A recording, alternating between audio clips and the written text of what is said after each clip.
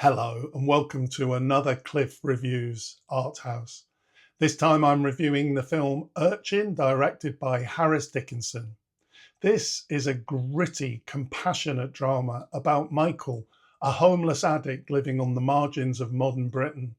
It follows his struggle to survive, his fleeting connections with others, and his descent into both physical and psychological darkness. Blending social realism with surreal imagery, the film explores addiction as a form of entrapment, but also as a search for belonging. It's a portrait of a man who's fallen through the cracks, told with honesty, tenderness, and flashes of unexpected beauty. The title is interesting. An urchin is a child who's poorly or raggedly dressed, a figure of innocence and neglect. The film takes that image and turns it into a metaphor for a man who's never truly grown up.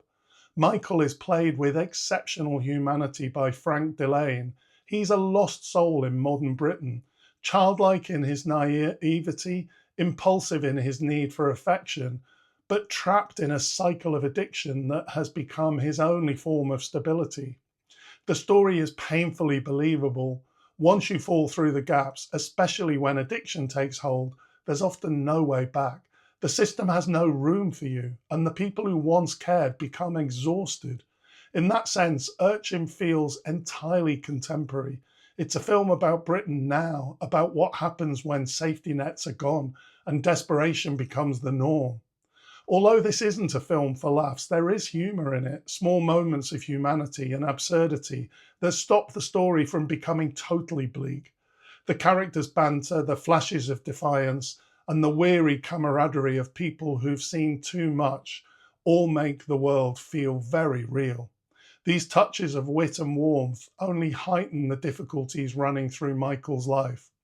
There is a realism to Urchin that's immediately striking right from the start. The characters are ordinary, the dialogue feels unforced, and every scene has the texture of lived experience. Delane's performance as Michael is extraordinary. He is likeable, even when he behaves appallingly. There is an innocence in him that makes the story all the more tragic. When he loses his temper and spits out that society is always saying to him, "Not for you," it's such a powerful line that sums up the whole film, an indictment of how easily people are discarded in modern Britain. Around him, the cast of fair-weather friends and authority figures all feel authentic, drawn from a world that most people prefer not to see.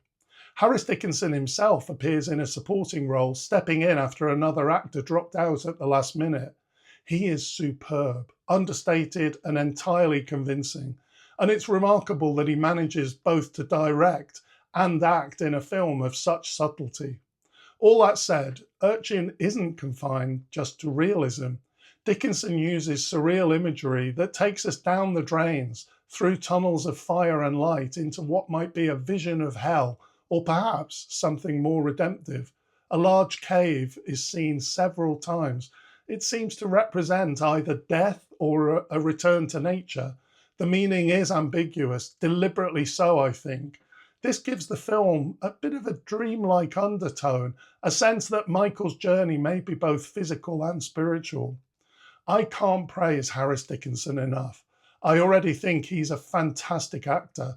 I've loved all his performances that I've seen, including this one. But as a writer and director, Dickinson has shown us that his talents go well beyond acting. The film has the authenticity and social conscience of a Ken Loach film, but it avoids Loach's tendency towards didacticism or sentimentality. There is a poetic absurdity here that brings it closer to Andrea Arnold's Bird, with its mixture of grit and transcendence. Urchin is an impressive debut for Harrison. It's raw, humane, it's quietly visionary. It captures the despair of addiction without losing sight of the person beneath it. In the end, it feels less like a story of failure than a commentary on a society that's forgotten how to care. It's highly recommended. Thanks for watching, and I'll see you next time.